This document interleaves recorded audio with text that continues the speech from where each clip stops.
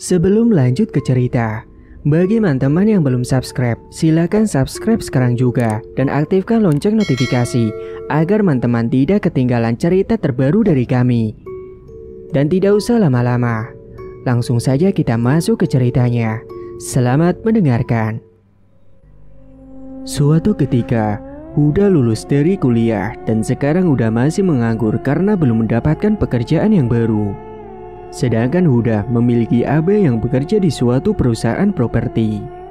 Karena abangnya sudah bekerja di perusahaan tersebut sudah cukup lama, sekitar 10 tahunan. Maka dari itu, orang tuanya Huda menginginkan supaya Huda bisa bekerja bersama dengan abangnya itu.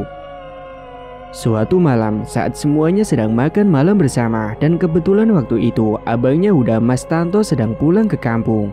Jadi Mas Tanto ikut makan malam di rumah.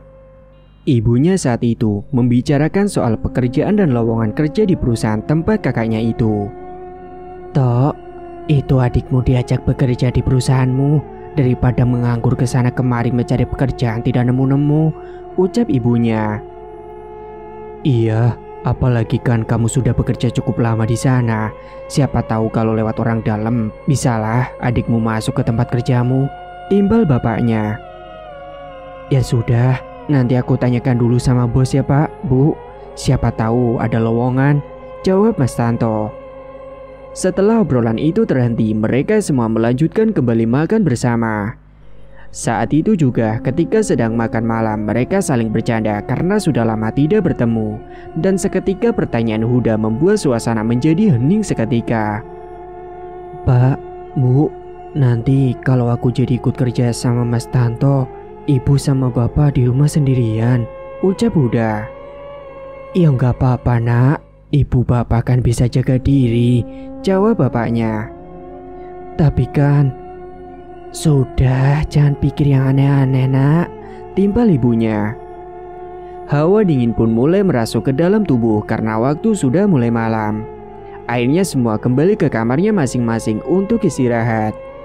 Huda yang ada di dalam kamarnya masih termenung memikirkan bagaimana saat dia benar-benar pergi bekerja. Huda masih memikirkan kedua orang tuanya yang nanti akan sendirian di rumah. Singkat cerita, keesokan paginya Mas Tanto akan pulang kembali ke kota karena esok paginya Mas Tanto harus segera berangkat bekerja kembali ke perusahaannya. Pagi itu Mas Tanto sudah bersiap-siap mengemasi barang-barang yang akan dibawanya pulang ke kota. Ibunya pun sudah berpesan kepada Mas Tanto sebelum berangkat ke stasiun. "Tan, kamu jangan lupa ya, nanti kamu tanyakan sama bos kamu," ucap ibunya. "Iya Bu, tenang aja, aku nggak lupa kok." "Kamu hati-hati ya nak di jalan, kalau sudah sampai kabarin," timbal bapaknya. Sedangkan Huda, dia yang akan mengantarkan Mas Tanto pergi ke stasiun. Mas Tanto dibonceng oleh Huda dengan menggunakan sepeda motor menuju ke stasiun. Beberapa saat kemudian, akhirnya Huda dan Mas Tanto pun sampai di stasiun. Dan sebentar lagi kereta pemberangkatan Mas Tanto akan segera datang. Huda masih tetap menunggu abangnya di stasiun sampai nanti abangnya akan berangkat. Dan setelah kereta keberangkatannya itu datang, Mas Tanto pun berpamitan kepada Huda. "Mas berangkat dulu ya dek." "Iya mas, hati-hati ya." Mas Tanto pun masuk ke dalam gerbong, sedangkan Huda kembali pulang ke rumah. Mas Tanto menempuh perjalanan sekitar 5 jam menuju ke kota. Di perjalanan Mas Tanto merasakan kantuk yang sudah tidak tertahankan, sehingga Mas Tanto tertidur di dalam kereta. Beberapa jam kemudian, Mas Tanto pun terbangun dan ternyata Mas Tanto sudah akan sampai di kotanya. Singkat cerita, Mas Tanto akhirnya sampai di stasiun kota dan Mas Tanto pun naik ojek online yang sudah dipesannya untuk menuju ke kosannya. Jarak stasiun menuju ke tempat kosannya itu ditempuh sekitar waktu 1 jam. Dan sesampainya di kosan, dia langsung merebahkan tubuhnya karena sudah lelah dalam perjalanan. Supaya besok pagi juga tenaganya bisa fit kembali untuk bekerja. Dan keesokan paginya, Mas Tanto berangkat ke kantor dan di hari itu juga Mas Tanto menemui bosnya untuk menanyakan lowongan untuk adiknya nantinya. "Permisi," ucap Mas Tanto. "Iya silakan masuk." Mas Tanto pun masuk ke dalam ruangan bosnya itu dan dipersilakan bosnya untuk duduk di hadapannya. Silakan duduk dulu, Tanto. Iya, terima kasih, Pak. Ada apa ini? Tumben-tumbenan kamu datang ke ruangan saya. Jadi gini, Pak. Apa ada lowongan pekerjaan di perusahaan ini, Pak? Memangnya kenapa, Tanto? Jadi, adik saya ini sedang membutuhkan pekerjaan, Pak. Siapa tahu di sini ada lowongan untuk dia, ucap Mas Tanto. Adikmu itu lulusan apa? Lulusan S1, Pak. Baru kemarin lulus. Sebenarnya ada sih bagian asisten kamu nantinya, karena nanti akan ada proyek yang harus kita selesaikan, ucap bosnya itu. Berarti adik saya boleh bekerja di sini, Pak. Coba nanti kamu bawa saja adikmu datang temui saya. Baik, Pak.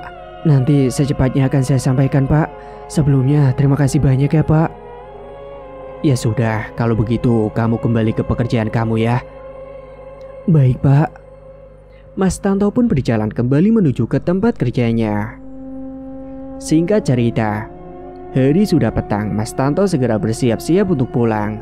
Mas Tanto biasanya menggunakan sepeda motornya sendiri untuk berangkat dan pulang kerjanya. Sesampainya di kosan, Mas Tanto langsung menghubungi kedua orang tuanya yang ada di kampung. Bapak dan ibunya saat itu sedang duduk di depan teras rumah, sedang bercengkrama sembari menikmati suasana sore itu. Ponselnya bapak yang diletakkan di atas meja tiba-tiba saja bergetar. Segera bapak pun langsung mengangkat panggilan telepon itu. Assalamualaikum, Pak, ucap Mas Tanto. Waalaikumsalam, Nak. Ada apa, Nak? Tumben telepon. Jadi gini, Pak, kata bosnya aku ada lowongan pekerjaan untuk Huda dan besok Huda diperintah untuk menemui bosnya secara langsung, jelas Mas Tanto.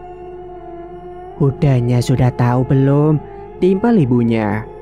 Karena suara panggilan teleponnya itu sengaja dikeraskan supaya ibunya juga ikut mendengar. Belum, Bu, aku langsung menghubungi bapak dan ibu. Emangnya Hudanya kemana? Tanya Mas Tanto. Gak tahu, udah pergi dengan teman-temannya tadi dan belum pulang. Paling sebentar lagi. Dan beberapa saat kemudian saat ibu mengatakan hal itu, tiba-tiba saja Huda telah datang dengan menggunakan motornya. Udah, sini cepat, Nak, teriak ibunya. Huda pun sesegera mungkin berlari terbirit-birit menghampiri ibu dan bapaknya. Ada apa, Bu? Tanya Huda. Ini abangmu mau ngomong sama kamu. Lalu Huda menerima ponsel yang diberikan oleh bapaknya. Halo Mas, ada apa? Katanya Mas mau ngomong sama aku, ucap Huda. Gini, Dak, kamu nanti malam langsung berangkat ke sini ya. Loh, kenapa, Mas? Iya, soalnya kamu besok disuruh untuk menemui bos. Ada lowongan buat kamu. Besok banget, Mas. Iya, sudah kamu sana siap-siap dulu. Sudah Mas pesankan tiket kereta dari sini. Iya, Mas. Singkat cerita, malam itu Huda mengemasi barang-barang bawaan yang dimasukkan ke dalam tas besar yang berwarna hitam. Huda sedikit berat rasanya untuk meninggalkan kedua orang tuanya yang nanti mereka akan hidup di rumah sendirian. Namun karena demi membahagiakan kedua orang tuanya, dengan berat hati Huda pun menerima lowongan kerja dari abangnya itu. Malam itu Huda diantarkan oleh bapak dan ibunya dengan menggunakan mobil yang disewa milik tetangganya untuk menuju ke stasiun. Perjalanan menuju ke stasiun sekitar 1 jaman. Beberapa saat kemudian, akhirnya udah sampai di stasiun. Mereka menunggu terlebih dahulu kereta yang akan membawa keberangkatan Huda menuju ke kota. Dan setelah menunggu sekitar 30 menit, akhirnya kereta yang akan ditumpangi oleh Huda akhirnya sampai. Sebelum masuk ke dalam kereta, Huda memeluk kedua orang tuanya terlebih dahulu. Kamu hati-hati, Oleh. Kamu yang nurut sama Mas Tanto, ucap ibunya. Iya bener apa kata ibu. Nanti kalau sudah sampai sana jangan lupa kabarin ya, Nak, timbal bapaknya. Huda pun masuk ke dalam kereta. Kereta Huda berangkat sekitar pukul 8 malam. Karena waktu perjalanannya itu malam hari, akhirnya Huda pun memilih untuk tidur karena dia mengantuk. Beberapa jam kemudian, Huda pun sampai di stasiun Kota Abangnya dan ternyata Mas Tanto sudah menunggu Huda di depan stasiun dengan menggunakan motornya. Huda sampai di stasiun Kota Abangnya itu sekitar pukul 12 malam. Huda pun langsung membonceng Mas Tanto menuju ke kosannya. Singkat cerita, keesokan harinya Mas Tanto dan Huda berangkat ke perusahaan bersama. Saat di kantor, Huda langsung diantarkan oleh Mas Tanto menuju ke ruangan bosnya itu. "Permisi," ucap Mas Tanto. "Masuk," jawab dari dalam ruangan. Mas Tanto membuka pintunya dan masuk ke dalam disertai dengan Huda yang mengekor di belakangnya. "Silakan duduk." Mas Tanto dan Huda duduk di kursi yang berhadapan dengan bosnya itu. "Ini Pak, adik saya, kenalin namanya Huda." Lalu Huda bersalaman dengan bosnya sembari berkenalan. "Jadi kamu benar serius mau bekerja di perusahaan ini?" tanya bosnya itu. "Iya Pak, saya serius," jawab Huda. "Kalau begitu kamu nanti akan saya tempatkan sebagai asisten abangmu ya. Kamu sanggup kan?" ucap bosnya itu. "Siap Pak, saya sanggup." "Kalau begitu kamu mulai hari ini bisa mulai kerja. Ruangan kamu sama dengan Tanto ya," jelas bosnya itu. Kemudian Mas Tanto dan Huda pun kembali ke tempat ruangan kerjanya. Hari itu juga Huda diberitahu cara kerja oleh Mas Tanto. Singkat cerita, suatu ketika perusahaan properti tersebut mendapat proyek baru, yaitu dipercayakan untuk membangun proyek jembatan sungai yang cukup besar. Dan saat itu juga Mas Tanto memenangkan tender dari perusahaan lain. Jadi Mas Tanto mendapatkan bonus yang cukup banyak dari bosnya itu. Namun untuk proyek pembangunan jembatan tersebut masih kekurangan banyak dananya. Akhirnya semua mengadakan meeting untuk membahas dana yang harus dikeluarkan tersebut. Saat meeting, Huda mengusulkan untuk mencari investor saja untuk menambah dana pembangunannya. Dan usulan Huda itu pun diterima oleh bos pemilik perusahaan tersebut. Hingga suatu ketika, Huda mencari beberapa perusahaan yang mau bekerja sama dengannya untuk menginvestasikan sebagian dananya untuk pembangunan proyek jembatan itu. Namun meskipun begitu, tidak mudah untuk mencari perusahaan yang mau bekerja sama. Akan tetapi Huda tidak menyerah. Dengan berbagai alasan, Huda mengatakan kepada para investor agar para investor tersebut tertarik dan mau menginvestasikan untuk proyek pembangunan jembatan. Dan hingga pada akhirnya Huda mendapatkan sekitar 3 perusahaan yang mau bekerja sama. Dan semenjak itulah Huda direkrut oleh bosnya untuk menjadi pimpinan proyek jembatan tersebut. Padahal abangnya sendiri yang sudah lama sekali bekerja di perusahaan tersebut. Akan tetapi karena sudah melihat kerjanya Huda yang bagus, bosnya itu mengutus Huda untuk jadi pimpinan proyek itu. Mas Tanto pun tidak keberatan dan dia tidak marah. Dia malah senang dan mendukung adiknya menjadi proyek pimpinan itu. Proyek pembangunan jembatan itu akan dilakukan di sebuah desa yang terpencil dan juga pelosok. Dan suatu ketika, hari di mana Huda dan yang lainnya itu berangkat ke tempat pembangunan jembatan itu, Huda menggunakan mobil dan jalanan yang ditempuhnya itu sekitar 3 jam perjalanan. Sesampainya di tempat pembangunan, Huda langsung mengecek dan melihat keadaan jembatan yang dulu. Ternyata jembatan lama itu sudah tidak dioperasikan kembali. Padahal jembatan itu adalah salah satu akses jalan penghubung dari satu desa ke desa yang lain. Hingga para pejalan pun akhirnya tidak bisa lagi melewati jembatan tersebut. Mereka semua harus berputar balik melewati jalan lain. Kondisi jembatan tersebut sudah sangat rapuh dengan besi-besi yang sudah berkarat. Setelah selesai melihat kondisi jembatan tersebut, Huda pun tahu apa yang harus dikerjakan nantinya. Huda memerintahkan kepada manajer proyek untuk mengurus dan mempersiapkan semua bahan-bahan untuk membangun jembatan tersebut dan juga menyiapkan alat-alat untuk pembangunan seperti pasir, semen, besi, dan juga yang lain sebagainya. Sebelum pelaksanaan pembangunan dimulai, Huda izin terlebih dahulu ke lurahan setempat dan beberapa petua yang ada di desa tersebut untuk izin memperbaiki jembatan tersebut. Dan setelah mendapatkan izin, Huda pun mulai merancang desain jembatan tersebut. Namun saat akan dilaksanakan pemasangan batu pertamanya untuk pembangunan jembatan, Huda dicegat oleh para petua. Katanya, Sebelum melaksanakan pembangunan jembatan, mereka harus melakukan ritual terlebih dahulu dan harus ada sesajen untuk para penunggu jembatan tersebut. Sebelum pembangunan jembatan dilakukan, sebaiknya kalian harus melakukan ritual dan siapkan beberapa sesajen supaya pembangunannya berjalan dengan lancar, ucap petua tersebut.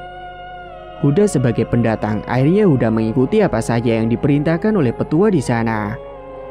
Apa syaratnya, Pak? Siapkan kepala kerbau yang berwarna hitam dan beberapa sesajen yang lainnya.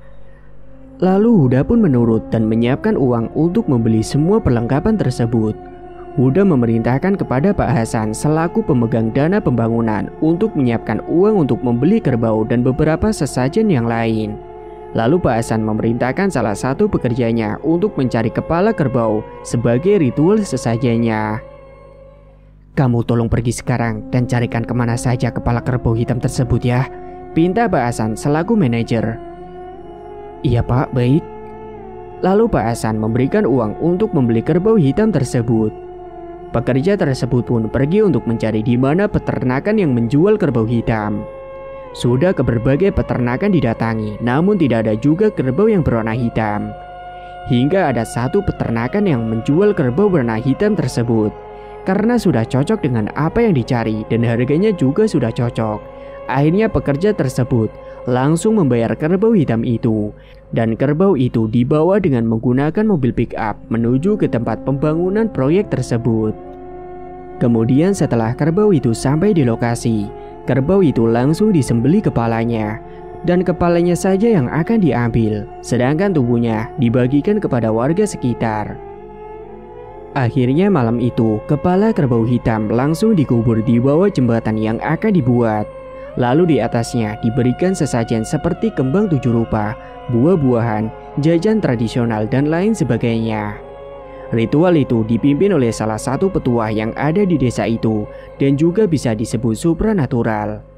Setelah semua ritual sudah dilaksanakan, keesokan harinya batu pertama untuk pembangunan jembatan tersebut langsung ditanam dan disaksikan oleh para kelurahan desa serta warga setempat. Setelah selesai batu pertama ditanam, pembangunan jembatan itu pun mulai dikerjakan. Hari itu, semuanya sibuk dengan pekerjaannya masing-masing. Huda mencari pekerja proyek dari desa itu sendiri yang jumlahnya banyak sekitar 15 orang. Saat itu Huda mengawasi kerjanya para pekerja itu dan memandu pembangunan jembatannya. Saat semuanya tengah sibuk dengan pekerjaannya masing-masing dan Huda duduk di tenda yang sudah disediakan bersama dengan manajer. Mereka sedang membahas rencana jembatan dan juga biaya yang harus dikeluarkan. Tiba-tiba saja siang itu juga Huda merasakan kalau ada suara wanita yang bersenandung. Seketika juga Huda dan Pak Hasan bulu kuduknya merinding. Namun karena penasaran, Huda pun keluar untuk melihat dan mencari di mana suara wanita bersenandung itu berada. Saat dilihat sekeliling, tidak ada siapa-siapa di sana. Huda pun tidak terlalu menghiraukan akan hal tersebut. Dia pun kembali ke tenda dan membahas bersama dengan Pak Hasan. Singkat cerita, saat prosesi pencabutan tiang pancang itu dilakukan dengan mesin angkat tiang pancang. Karena tiang pancang tersebut sudah rapuh dan bahaya, jadi akan diganti dengan yang baru. Saat sedang pengangkatan tiang itu, sedikit tersendat karena tiang pancang yang tertanam sekitar 10 meter tersebut susah untuk diangkat. Namun beberapa jam kemudian, akhirnya tiang pancang tersebut bisa diangkat. Kedalaman lubang tiang pancang tersebut sangat dalam dan terlihat sangat gelap sekali. Saat Huda melihat ke bawah lubang tersebut, betapa terkejutnya Huda melihat di bawah lubang tiang pancang itu ada sosok buaya putih. Namun anehnya buaya putih itu hidup padahal kan sudah tertimpa oleh tiang pancang beberapa tahun yang lalu. Sontak Huda tidak berani menatap lagi ke bawah karena buaya putih itu tiba-tiba matanya berwarna merah menyala. "Kenapa Pak? Ada apa?" tanya pekerja. "Ada buaya putih di dalam sana," ucap Huda. "Ah, buaya putih?" Lalu para pekerja dan juga Pak Hasan yang penasaran akhirnya melihat ke bawah lubang bekas tiang pancang tersebut. Namun saat mereka melihat ke bawah, katanya tidak ada apa-apa di sana.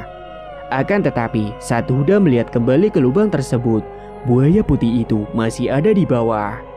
Akhirnya karena tidak sanggup untuk melihat ke arah buaya itu, Huda kembali ke tenda dan proses penancapan tiang pancang dihentikan sejenak. Lalu beberapa jam kemudian, Huda melihat kembali ke arah lubang tersebut dan ternyata sosok buaya putih itu sudah tidak ada. Akhirnya pemasangan tiang pancang sudah mulai ditanam. Singkat cerita, saat malam hari, Huda dan Pak Hasan tidur di tenda yang sudah disediakan di bawah jembatan tersebut. Dan pembangunan jembatan dikerjakan hingga malam hari dengan pekerja yang bergantian karena untuk target pembangunan jembatan agar cepat selesai. Malam itu para pekerja sedang sibuk bekerja di tengah kegelapan dengan diterangi senter yang besar untuk penerangan para pekerja tersebut. Saat Huda sedang duduk di dalam tenda sendirian karena tadi Pak Hasan sedang melihat para pekerja yang sedang bekerja, tiba-tiba saja Huda mendengar ada suara langkah kaki di sekitar tendanya. Huda pun terperanjat dan keluar dari tenda untuk melihat siapa yang lewat. Namun saat Huda melihat ke arah depan tendanya, di depan sana tidak ada siapapun. Akhirnya Huda kembali lagi masuk ke dalam untuk mengerjakan ukuran jembatan yang akan dibangun. Seketika Huda melihat ada bayangan hitam dari depan tendanya. Sosok bayangan hitam itu semakin mendekat, dan saat Huda melihat ke depan, sontak Huda terkejut. Ternyata ada sosok wanita yang sangat cantik dengan gaun berwarna hijau. Dia menatap mata Huda dengan tatapan yang sangat tajam. Lalu sosok wanita itu mengatakan kepada Huda, "Pergi dari sini kalau kalian tidak ingin celaka." Saat itu juga Huda tercengang tentang apa yang dikatakan oleh sosok wanita tersebut. Dan seketika sosok wanita itu menghilang entah kemana. Namun tubuhnya Huda masih terasa kaku dan tak bisa bicara. Di dalam hatinya Huda mencoba untuk membaca ayat kursi. Dan beberapa saat kemudian tubuhnya Huda akhirnya bisa digerakkan kembali dan mulutnya sudah tidak terkunci kembali. Sementara Pak Hasan dan pekerja yang lain tidak mengetahui dengan apa yang dialami oleh Pak Huda. Dan Huda juga tidak menceritakan kepada yang lainnya. Karena Huda ingin proyek pembangunan itu berjalan dengan lancar dan harus segera selesai sesuai dengan target yang ditentukan, yaitu sekitar 2 bulan target pembangunan jembatan harus sudah selesai. Malam itu, para pekerja saling bekerja sama dengan sekuat tenaga. Dan malam itu juga seluruh tiang pancang yang masih tertanam dicabut semuanya dan digantikan dengan yang baru. Setelah diganti semuanya, mulailah para pekerja membuat beton penyangga. Saat salah satu pekerja itu sedang memegang besi beton untuk penyangga jembatan, tiba-tiba saja beton tersebut runtuh beserta dengan batu bata dan juga semen yang berjatuhan ke bawah dan menimpa para pekerja yang lain yang kebetulan saat itu sedang berada di bawah. Batu bata tersebut mengenai kepala pekerja tersebut hingga kepalanya bocor dan pekerja tersebut meninggal dunia di tempat tersebut. Sontak semuanya panik dan cemas melihat kejadian itu. Begitu juga dengan Huda yang melihat pekerja tersebut meninggal dunia dengan kepalanya yang bocor. Singkat cerita, para petua yang ada di kampung tersebut mengatakan bahwa pekerja tersebut sudah dijadikan tumbal proyek itu. Maka dari itu para petua tidak menginginkan para pekerja lain dari desanya menjadi korban lagi. Akhirnya para petua pun mengatakan, "Kalau kalian mau melanjutkan pembangunan proyek ini, saya minta para pekerja dari desa ini diberhentikan dan kalian membawa sendiri pekerja yang lain," ucap para petua itu. Dari kejadian tersebut, proyek pembangunan jembatan tersebut dihentikan sementara. Huda juga menceritakan semuanya kepada abangnya. Mas Tanto juga terperanjat, sempat tidak percaya dengan apa yang dikatakan oleh Huda tentang pekerja yang sudah dijadikan tumbal proyek itu. Namun bos pemilik perusahaan tetap menginginkan pembangunan jembatan itu tetap dilanjutkan. Akhirnya Huda mencari para pekerja proyek dari kota lain dan dibawa ke daerah pembangunan jembatan itu. Akhirnya setelah sekitar 1 bulan pembangunan proyek tersebut dihentikan, Huda dan yang lainnya kembali lagi ke tempat pembangunan proyek itu. Siang itu juga, para pekerja pun mulai bekerja dengan bagian masing-masing. Namun betapa terkejutnya Huda yang berdiri di samping sungai di bawah jembatan. Dia melihat ada sosok buaya putih yang saat itu dia lihat di dalam lubang tiang pancang. Buaya putih itu menatap ke arah Huda dengan tatapan merah menyala. Namun anehnya hanya Huda saja yang bisa melihat. Huda mencoba tidak melihat kembali ke arah buaya putih itu. Dia berbicara dengan Pak Hasan membahas biaya yang akan dikeluarkan untuk pembangunan dan bahan-bahan yang sudah habis untuk jembatan tersebut. Karena masih penasaran, akhirnya Huda pun melihat kembali ke arah sungai itu. Dan saat dia melongok ke sana, sosok buaya putih itu sudah tidak ada. Huda melihat para pekerja dan progres pembangunan jembatan masih berjalan sekitar 40%. Saat itu Huda mencoba melihat ke atas jembatan yang betonnya sudah kering. Dan saat Huda melihat ke arah bawah jembatan, Huda melihat ada sosok yang dikenalnya ada di bawah jembatan. Saat Huda lihat, ternyata ada sosok pekerja yang saat itu tertimpa semen batu bata beton. Sosok pekerja tersebut terlihat penuh dengan darah dari kepalanya dan wajahnya yang begitu pucat. Sosok itu menatap tajam Pak Huda dari bawah. Tatapannya itu sangat sayu dan datar. Sontak Huda terperanjat dan juga ketakutan sehingga para pekerja melihat Huda merasa keheranan. "Kenapa Pak? Ada apa?" tanya salah satu pekerja. Namun Huda tetap saja tidak menjawab apa yang ditanyakan oleh para pekerja. Huda masih tetap menutup kedua mata karena ketakutan. Benar-benar pekerja yang meninggal itu sangat mengerikan dengan darah yang bercucuran dari kepalanya. Karena Huda tidak kuat melihat sosok itu, akhirnya dia pun ambruk pingsan seketika.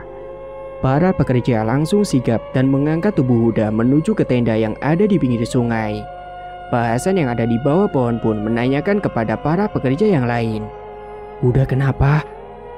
"Gak tahu Pak. Tadi di atas tiba-tiba pingsan." "Ya sudah, baringkan saja di tenda. Kalian kembali lagi bekerja." Pak Hasan mencoba membangunkan Huda dan beberapa saat kemudian Huda pun tersadarkan dirinya. Namun saat Huda sadar, dia sedikit linglung dan bingung. "Kamu kenapa, Dak?" tanya Pak Hasan. "Tadi aku melihat ada arwah korban yang dulu meninggal, Pak. Arwah tersebut menatap saya dan kepalanya dipenuhi dengan darah. Dia juga melambaikan tangan kepada saya, Pak," ucap Huda. "Alah, kamu pasti sedang halu. Kamu pasti kecapean. Mending kamu istirahat sana, Gi," ucap Pak Hasan. Karena Pak Hasan tidak percaya dengan apa yang dikatakan oleh Huda, akhirnya Huda pun tidak melanjutkan kembali pembicaraan itu. Huda beristirahat di tenda, sedangkan Pak Hasan yang menggantikan dirinya untuk mengamati para pekerja. Namun saat Huda sedang duduk sendirian di dalam tenda itu, tiba-tiba saja ada sosok buaya putih yang menghampiri ke tendanya Huda. Buaya putih itu datang dari sungai dan perlahan berjalan menuju ke arah tendanya. Huda pun terkejut akan kedatangan sosok buaya putih itu. Huda sampai duduk mundur ke belakang dan tiba-tiba saja sosok buaya putih itu berubah menjadi wanita yang waktu itu Huda lihat. Ternyata sosok wanita dengan pakaian yang berwarna hijau seperti ratu itu adalah jelmaan dari buaya putih itu. Kemudian sosok wanita tersebut mengatakan kembali kepada Huda, "Pergi dari sini atau nanti kamu bakal celaka," ucap sosok itu. Seketika sosok wanita kebaya hijau itu pergi menghilang entah kemana. Jantung Huda benar-benar berdebar dan serasa mau copot karena didatangi sosok mengerikan itu sudah 2 kali. Singkat cerita, malam harinya, saat Huda sedang tertidur, dia bermimpi kembali didatangi oleh sosok wanita berkebaya hijau itu. Dalam mimpinya, sosok itu mengatakan hal yang sama kepada Huda, seperti saat tadi siang. Akhirnya Huda pun terbangun dari mimpinya dan tubuhnya dipenuhi dengan keringat yang membasahi bajunya. Napasnya Huda terasa ngos-ngosan. Sontak Pak Hasan yang tertidur di sampingnya itu ikut terbangun. "Kamu kenapa, Hud? Kamu mimpi buruk?" "Iya, Pak." "Mimpi apa?" tanya Pak Hasan. Namun Huda tidak berani untuk menceritakan apa yang telah dialami di mimpinya itu kepada Pak Hasan. Keesokan harinya, saat Huda ingin bekerja dengan para pekerja proyek yang lain, Huda ikut menganyam besi yang ada di bawah jembatan. Dia melihat seorang pekerja yang sangat dikenali wajahnya tepat berada di atas jembatan sedang mengecor kembali beton supaya bangunan itu semakin kuat. Namun anehnya saat Huda melihat ke arah depan, mata sosok pekerja yang dilihatnya itu sedang berada di bawah mengaduk semen. Akan tetapi saat Huda melihat ke atas lagi, sosok pekerja itu masih ada di atas. Sontak hal itu membuat Huda keheranan dan Huda pun mengucek kedua matanya karena Huda takut salah melihat. Saat kedua matanya dikucek, sosok pekerja itu masih sama ada dua dan ada di dua tempat, menggunakan pakaian yang sama persis. Hal itu membuat Huda sangat kebingungan sebenarnya di mana pekerja itu berdiri.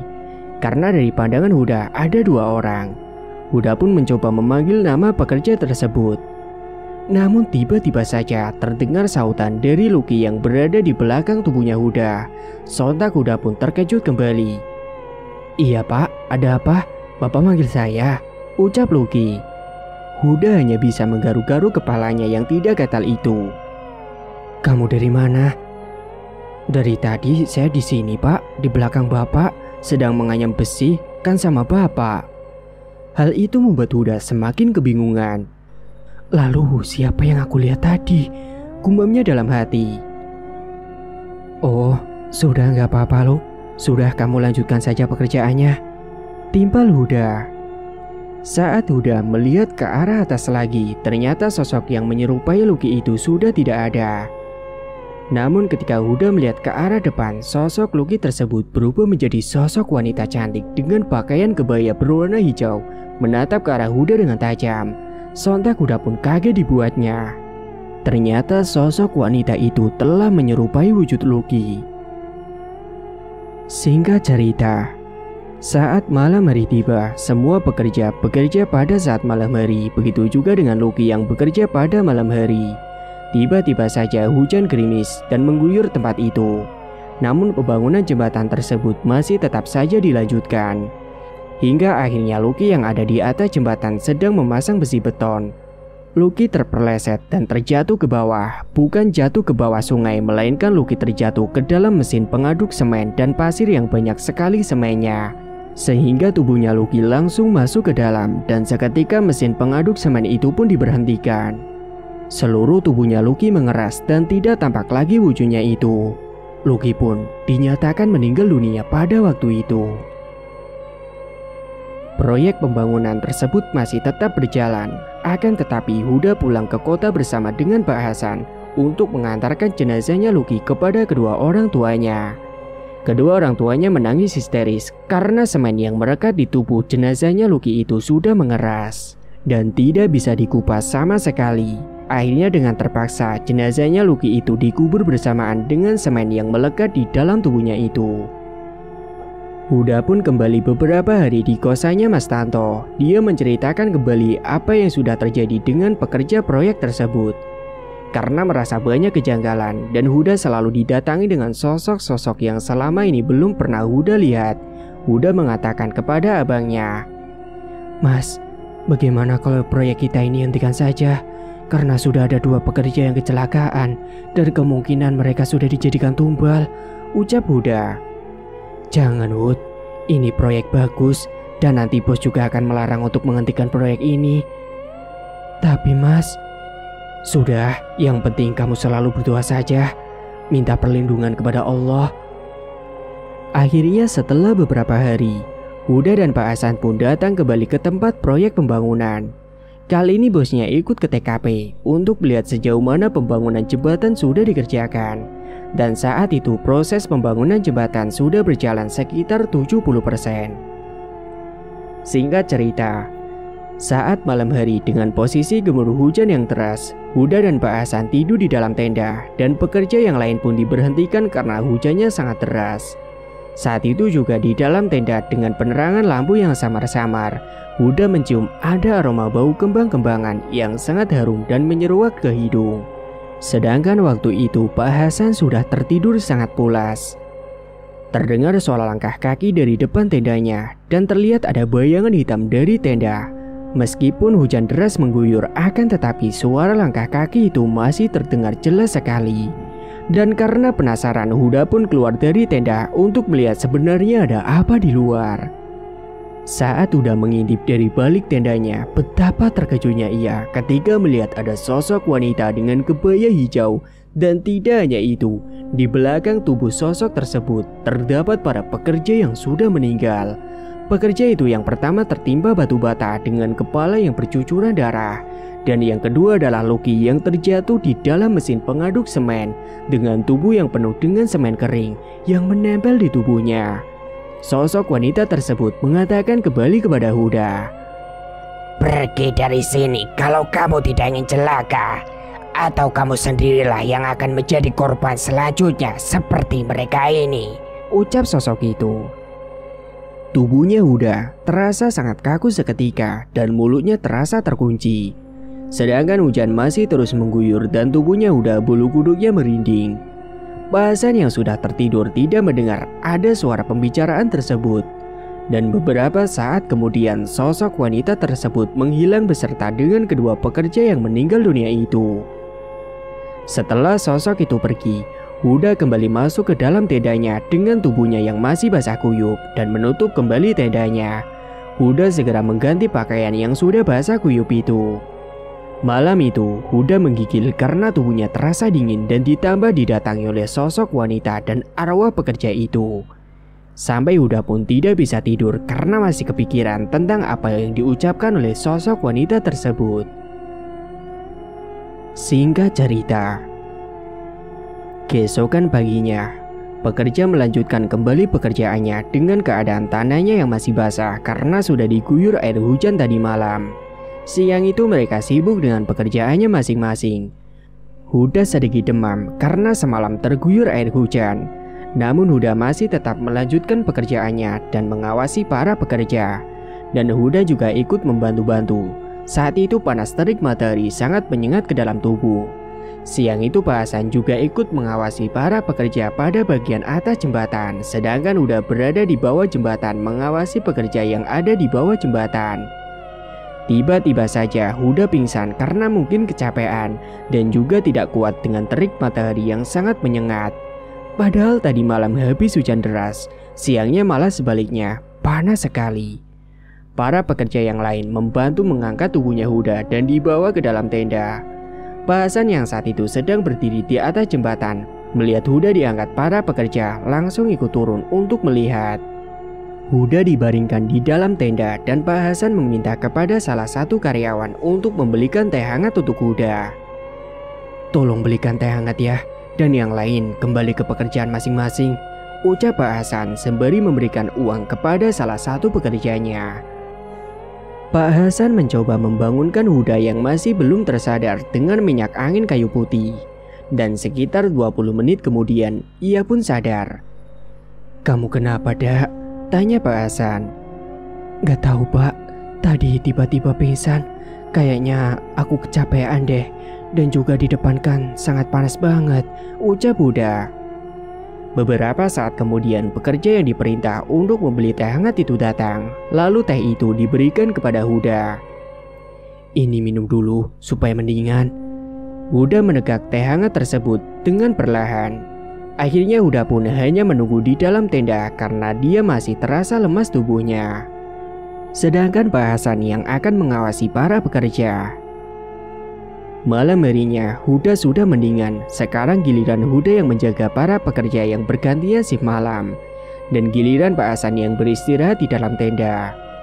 Saat Huda sedang terduduk mengawasi para pekerjanya itu, dari arah seberang sungai, Huda melihat ada sosok wanita yang berdiri menatap tajam ke arah Huda.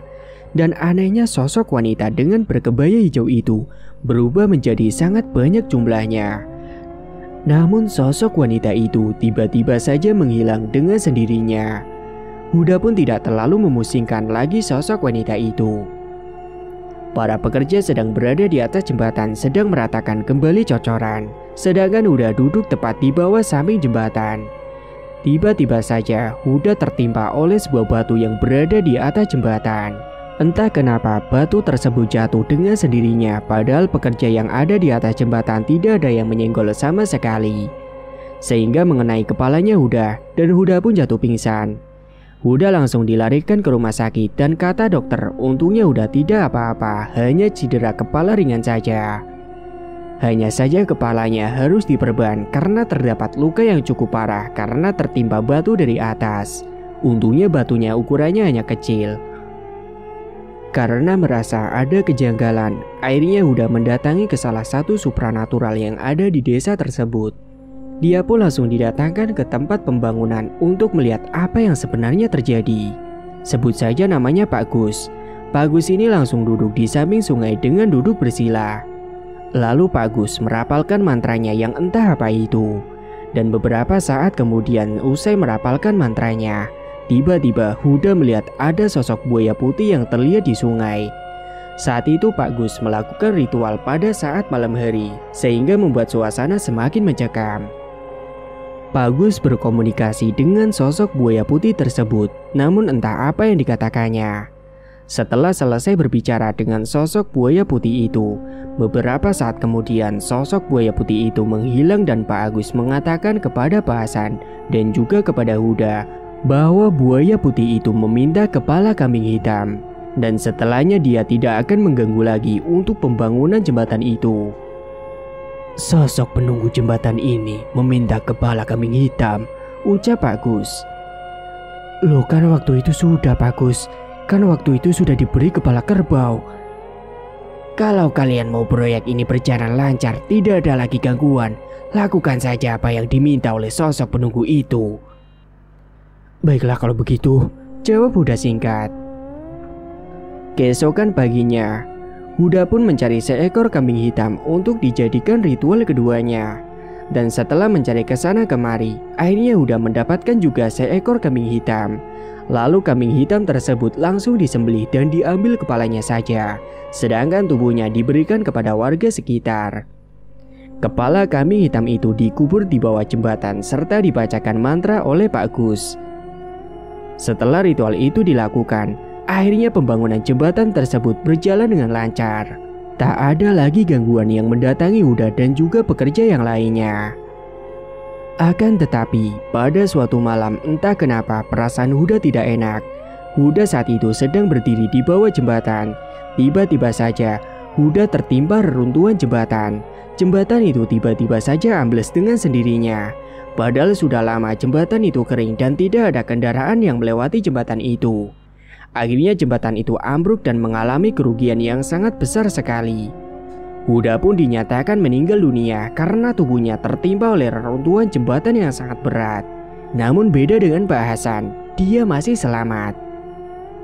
Kemudian jenazah Huda pun segera dibawa pulang ke kampung. Dan Mas Tanto sebagai abangnya tidak menyangka kalau adiknya ini akan meninggal dunia. Jenazah Huda dimakamkan di kampung halamannya. Kedua orang tuanya menangis histeris dan merasa kehilangan. Hingga pada akhirnya, pembangunan jembatan itu pun berhenti dan mengalami kerugian yang sangat besar sekali. Suatu malam, saat Mas Tanto sedang tertidur, Mas Tanto bermimpi didatangi oleh adiknya setelah 7 hari kematiannya. Huda berkata kepada Mas Tanto, "Mas, tolong saya Mas," ucap Huda. Tubuhnya Huda penuh dengan darah di sekujur tubuhnya dan juga wajahnya. Sontak Mas Tanto terkejut dan langsung terbangun dari tidurnya. Karena merasa ada suatu kejanggalan dengan pembangunan jembatan itu dan kematian adiknya itu, Mas Tanto mendatangi ke tempat pembangunan proyek tersebut dan ditemani dengan Pak Hasan untuk bertemu dengan Pak Gus yang Pak Hasan tahu. Mas Tanto dan Pak Hasan pergi ke rumahnya Pak Gus untuk meminta tolong agar bisa menerawang apa yang sebenarnya terjadi dengan Huda adiknya itu. "Permisi," ucap Mas Tanto dan Pak Hasan. "Iya, bentar."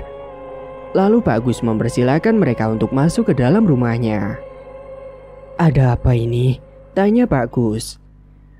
"Jadi gini Pak, saya meminta tolong untuk coba terawangkan apa yang sebenarnya terjadi dengan adik saya Huda.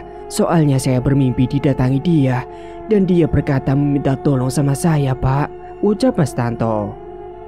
"Kalau begitu kita langsung datang saja ke lokasi pembangunan jembatan," ucap Pak Gus. Dan mereka semua pun akhirnya datang ke lokasi pembangunan. Sesampainya di sana, Pak Gus langsung menerawang dengan merapalkan mantranya. Dan saat Pak Gus selesai menerawang, Pak Gus menceritakan kepada Mas Tanto dan juga Pak Hasan. Jadi adikmu ini sudah ikut dengan ratu penunggu jembatan ini.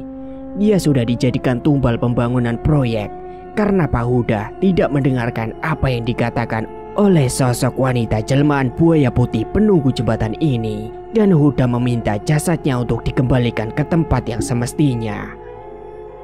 Tapi Pak, sebelum Huda meninggalkan, kita sudah melakukan ritual sesuai dengan syarat yang dia minta. Tapi kenapa masih meminta tumbal dan jembatan ini malah ambruk?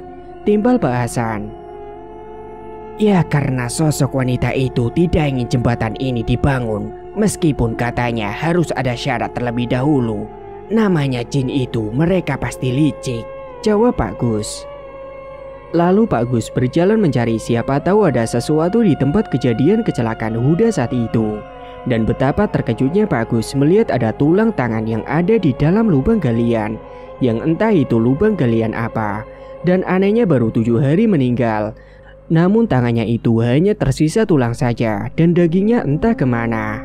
Memang saat jenazahnya udah dibawa pulang dalam keadaan tangan yang buntung. Akhirnya Pak Gus menyuruh Mas Tanto untuk membawa tangan itu lalu dimandikan dan disolatkan lalu dikuburkan. Setelah tulang tangannya Huda dikuburkan dengan jasad Huda, sosok Huda tak lagi muncul di dalam mimpinya Mas Tanto. Proyek pembangunan jembatan itu pun tidak dilanjutkan karena sudah mengalami kerugian yang sangat banyak sekali. Kalaupun dikerjakan kembali, pasti gangguan akan datang lagi. Dan semenjak kejadian itu, perusahaan properti tempat Mas Tanto bekerja mengalami kebangkrutan. Dan sekarang Mas Tanto dikeluarkan dari kerjaannya. Mas Tanto pun akhirnya memutuskan untuk mencari pekerjaan di kampungnya. Tamat. Cerita pun selesai. Terima kasih bagi teman-teman yang sudah menyimak cerita hingga akhir. Dan bagi yang belum bergabung, silakan tekan tombol subscribe sekarang juga dan aktifkan lonceng notifikasi agar tidak ketinggalan info updatean terbaru dari kami. Sekian dulu dari Mang Ripan, terima kasih sudah menyimak. Wassalamualaikum warahmatullahi wabarakatuh.